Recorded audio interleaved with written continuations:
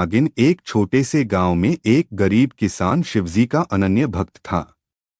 वह हर सोमवार को शिव मंदिर जाकर जल चढ़ाता था। एक बार जब वह खेत में काम कर रहा था, उसने देखा कि उसके खेत में एक विशाल नागिन आई है। डर के कारण उसने उस नागिन को मार डाला और घर लौट आया।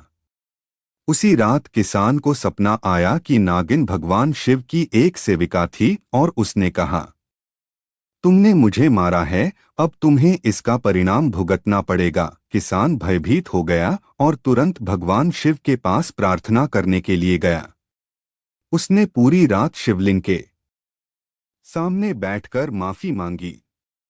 अगले दिन जब वह शिवलिंग पर जल चढ़ा रहा था, तभी एक आवाज आई, तुम्हारा अपराध क्षमा किया जा सकता है, लेकिन तुम्हें इसका प्रायश्चित करना होगा।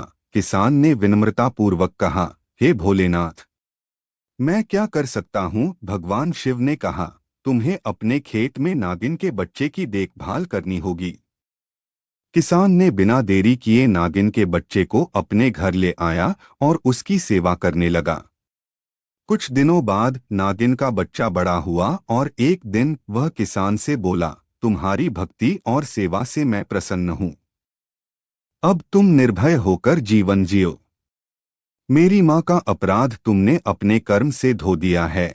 यह कहकर वह नागिन स्वर्ग में चली गई।